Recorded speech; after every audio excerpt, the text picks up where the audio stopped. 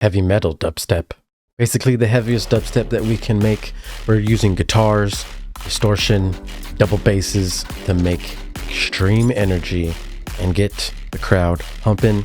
I'm going to show you a track that I'm working on right now that is incorporating all of these techniques, as well as another track so we can look at different rhythms, different styles, and different guitars, and I'll teach you all these tips and tricks so that you can make your productions really heavy. Let's get a playthrough of what we got going here.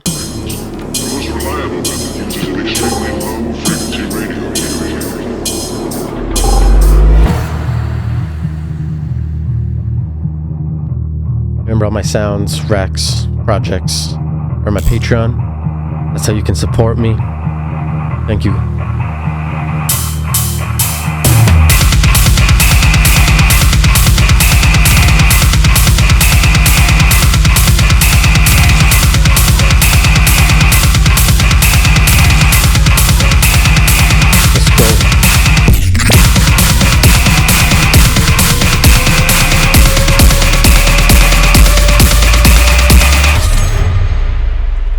Reliable method uses an extremely low frequency radio.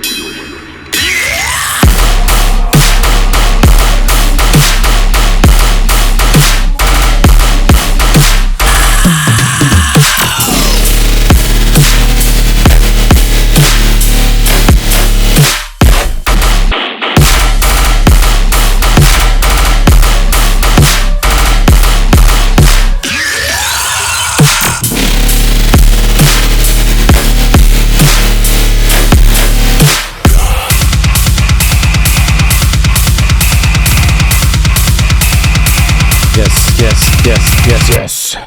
Crazy energy. Lots of tinnitus going on. You already know what it is. But I referenced the Marauda track to get this loud. I had to go back and forth. I would think my thing's loud enough, but it never was. I have to keep layering, keep doing processing tricks and techniques to get things loud. So I'm going to show you guys everything I did here. But really, it's pretty simple when you get down to it because there's not a lot of elements. Just the elements are nice, thick, loud, and layered well. So, shout out phase one first off, because phase one is the reason these guitars sound so sick with it. He has a really good sample pack that I use.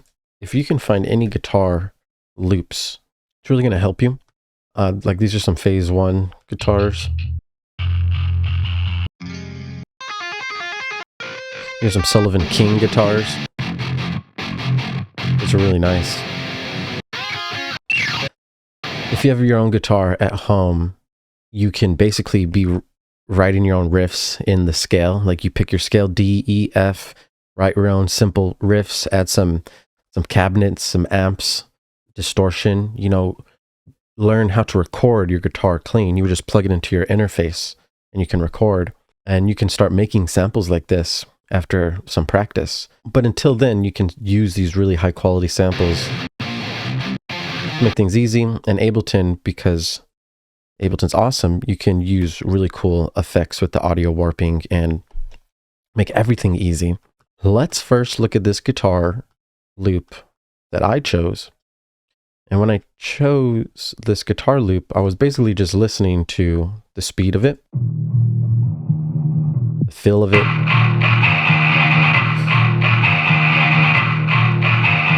I'm going to turn off all these effects for now. So this is what it sounded like originally. Now there's actually some more effects on it up here. So we're going to mute these as well. Now, this is the original guitar. So we need to like basically see how loud this guitar is originally. So you measure it with the left meter.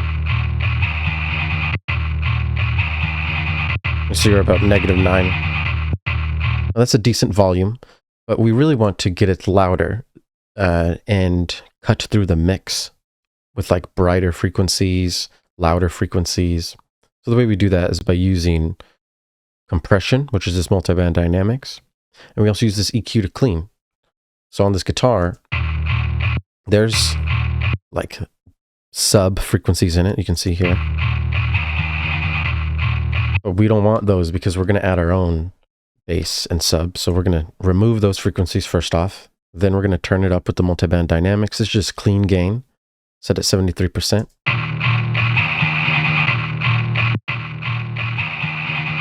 It's a good difference. This is my favorite thing ever. Now this Fletcher Munson curve, just turning down some loud frequencies to make it easier on the ear. Reducing ear piercing frequencies.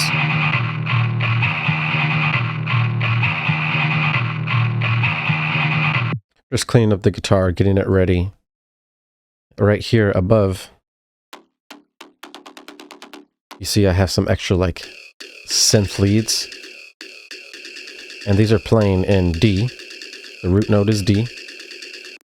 This guitar, by the way, it was in E, but we transposed it -2 to get to D. So instead of us using the original tone, which sounds like this, we use -2 and we're writing in D. Cool. And then we have extra supporting basses to play with the guitar. And they're playing at the same rhythm that the guitar is playing at. And I add that just to, you know, add some more support so it doesn't feel thin. It feels full, a little bit more electronic. It helped.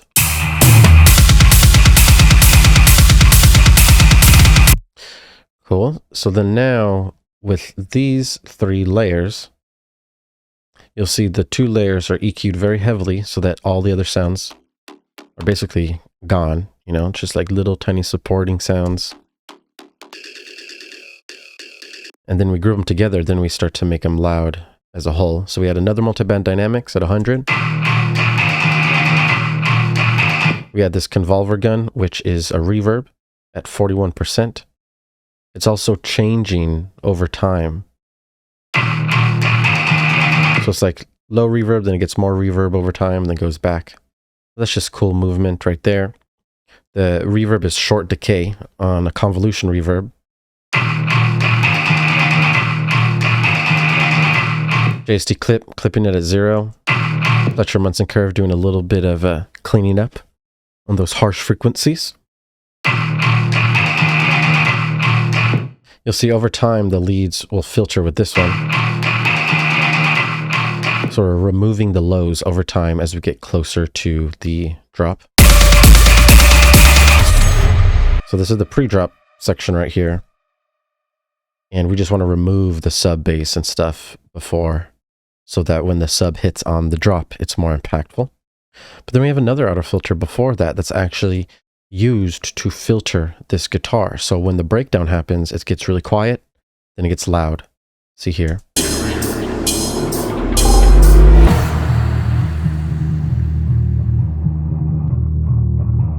This filter.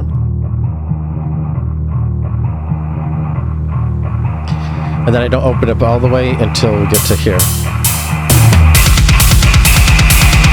And that creates a lot of impact. That dynamic shift is really what makes music, you know. That movement is super important. And its opening is just really awesome. Has a lot of flavor.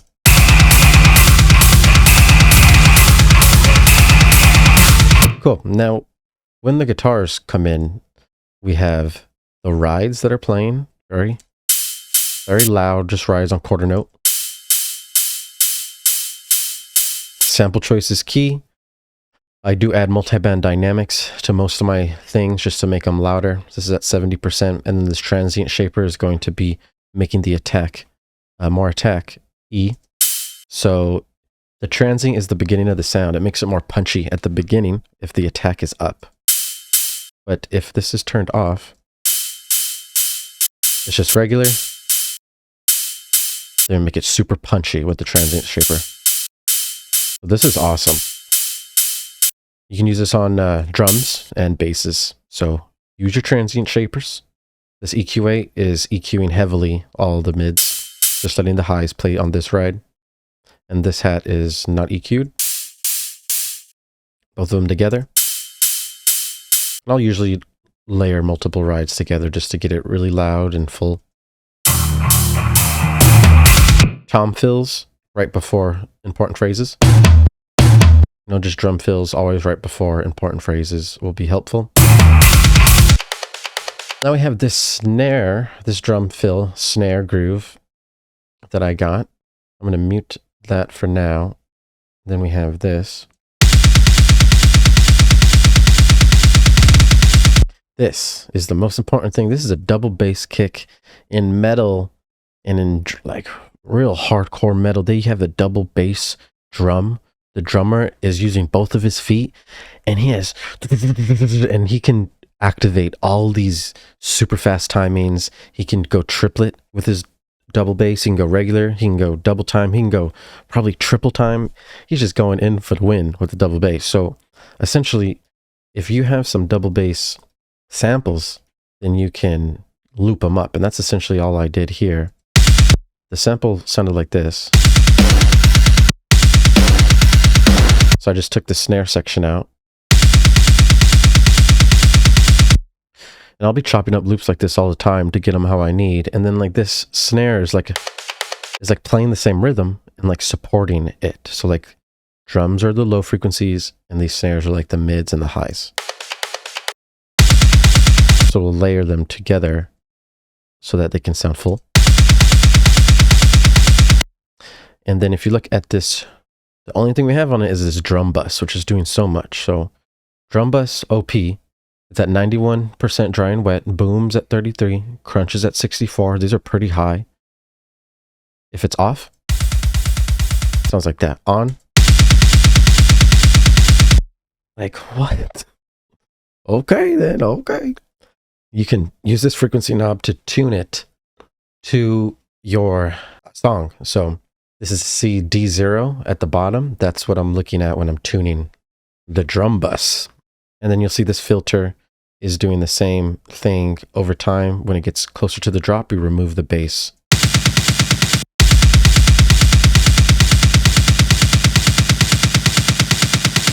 That's really helpful when transitioning to our pre-drop. We have tear-out snares building up at different, so loud, quiet, loud, quiet.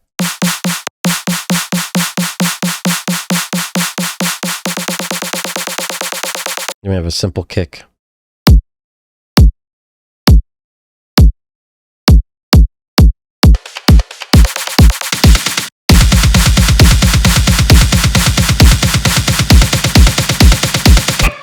Those are build drums. The hats will be playing with it. The guitars, you know, they're playing, they get filtered out. We have a siren laser.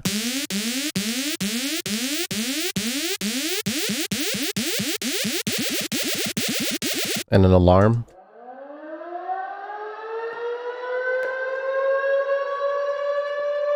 This is just adding, just making it full.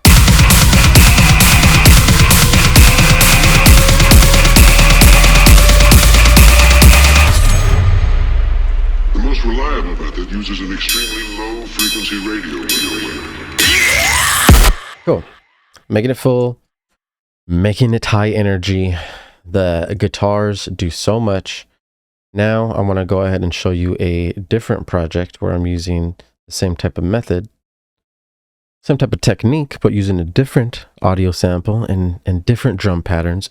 And you kind of have to layer the drums to what you're hearing in the audio sample, you know? And if you are a guitarist, you're just going to be layering the drums to what you're playing. Playing in like 4-bar, 8-bar sections, maybe 16 will be good.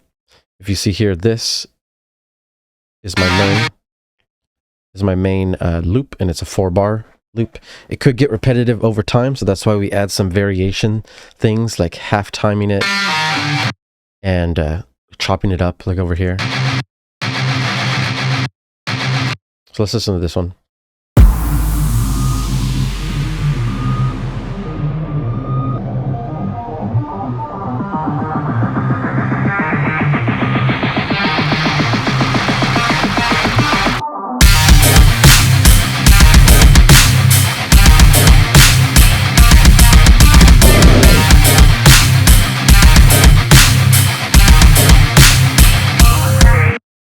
So this right here is a lead. Now we're layering two different strings together, and you can go ahead and see how that works.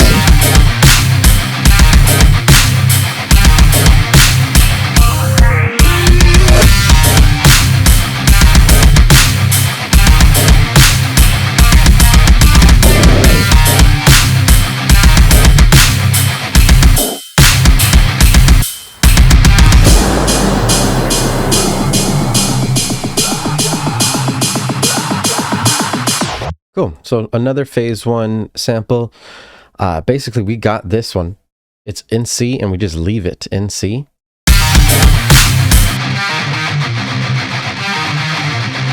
I really like the speed of this. I like how it has a different in phrasing, so it loops really nice.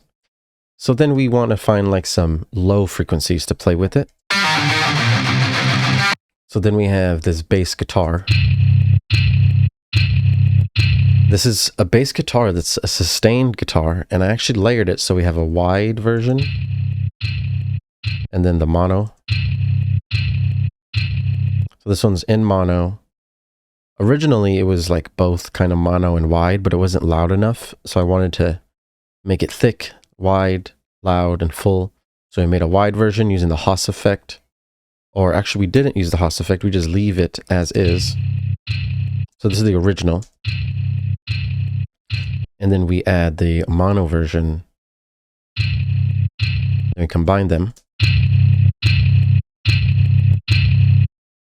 And then on the second one, which is mono, we have a saturator and multiband dynamics to make it loud. And the one that's wide, we have the same exact things.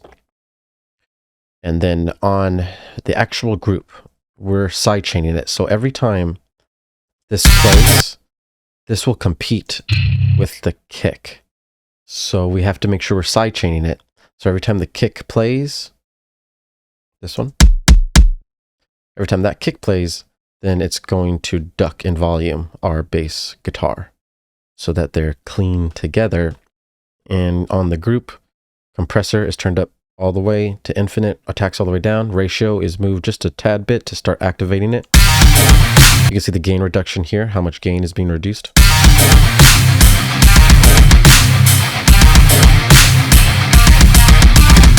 Now that keeps it really clean. And you'll see on the wide, I turned it down to -3. And then on the mono, I keep it louder to keep the middle like the main version.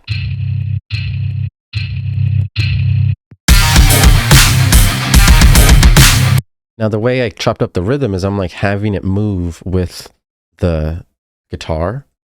So there's many different ways you can do it. Like originally the sample's just like this. Just sustained. Well, that sounds cool, but we want to add groove, movement, so we chop it up like this. Originally, I had it chopped up like this every time. Like. So you really have to find a good balance. Not do too much, not do too little. Do just enough, and it really all depends on how the original guitar is sounding that's leading it.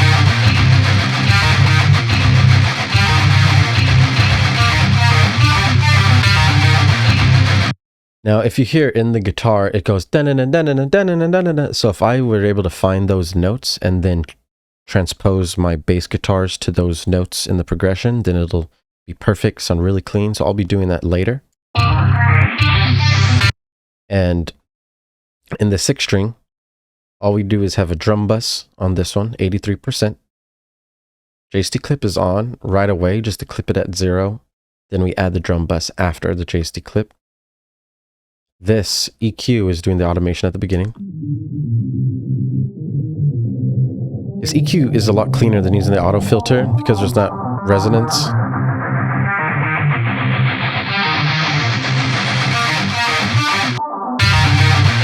Then you'll see the good old faithful multiband dynamics, and then we have the filter come out in this red section. The own filter. So those are our main things, right? The guitar and the bass. And I wanted to make sure that we're at least at like negative 10 loudness. And as soon as we have that loudness, then we can go ahead and start adding drums. So this time I made my own kick by layering 3 phase 1 kicks. So some of his kicks are just like high-end stuff. I'm gonna turn this drum bus off. So all this high-end, and then I'll combine another high-end, and then I'll combine like a nice low one. So combine these 3, and you have a nice sound, and then you can squash them together with the drum bus at 47 dry wet, small boom, small crunch. You have something nice that's punching through. And then when you're writing the actual rhythm, you want to be writing in triplets. Triplets is used a lot. So activate your triplet grid by using Command 3. You'll see 1/4 triplet at the bottom. Command 1 and 2 will make it small and big. And then you can start writing rhythms.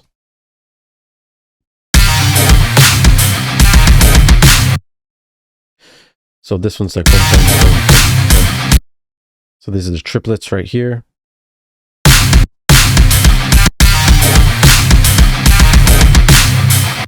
So instead of it goes like 3 triplets and then regular timing. Then fast triplets. This is 1/8 triplet. And then through the variation, I'll change up how, like every phrase, see how it's like dark gray in Ableton and then light gray? These are the 4-bar sections. These are the most important. So each phrase will be 4 bars and then like will be slightly different each time. We'll kind of like find a pattern.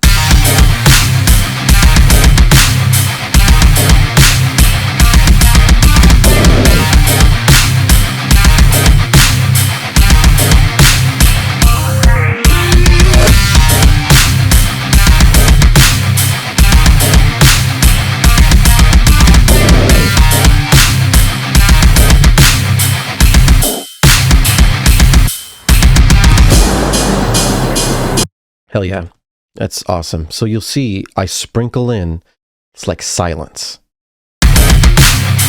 This silence adds more bounce and groove, and then also sprinkle in like super fast. So when I sprinkle in some super fast or some silence in some of the phrases, it will make a big impact.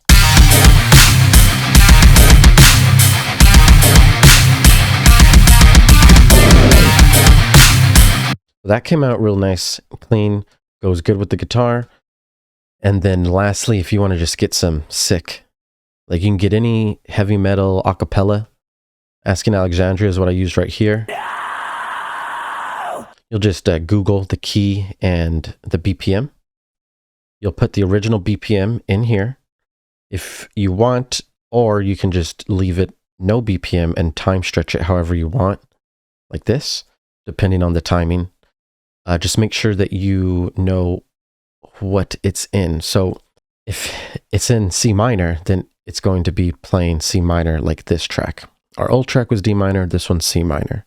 This C minor, this vocal might not be C minor, we don't know, so we have to basically run it through like a key finder if we have the original track, but we don't. We only have the acapella. So we're going to just Google the key, and it says that it's D flat or D sharp key, E flat. We're going to keep looking down. We want to see, most of the websites are saying the same thing because sometimes it could be wrong. So here's another E flat, E flat. Okay, so it's saying it's E flat major. If you have a major key, we have to convert it to minor because we write our music in minor. So you're going to do the E flat major, relative, minor. Each scale has a relative, major or minor. So if you ever have a major like vocal or key, you can find its relative and then transpose from there. Right now it says that E flat major its relative minor is C minor. So I got super, super lucky because I'm writing in C minor already, and the song's relative minor is C minor also. So that means I don't have to transpose. I can just leave it as is, and it's going to be in tune with my track. So you can listen to these here. I'll grab a scream. So like there's a scream like this. I'll pitch it down to -12. And then I'll layer it with its regular version. So this is the regular, and then this is the low.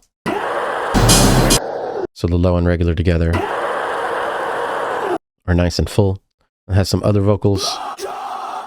I'll like create a loop and then pitch it up with the transposition. And I'll pitch it up just a fifth, which is 7 semitones.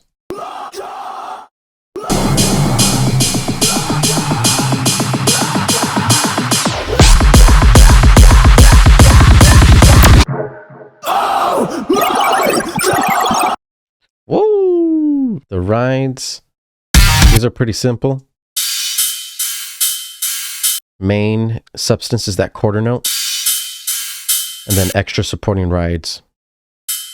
So you basically want like back, forth, like 2 different like movement with your rides. So that's why we have it layered like this. And then we have supporting crashes underneath.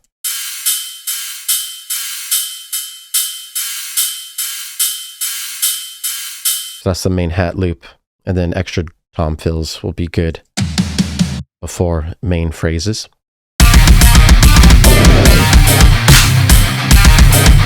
Oh yeah.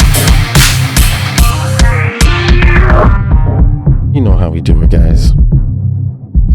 I'm really glad you tuned in.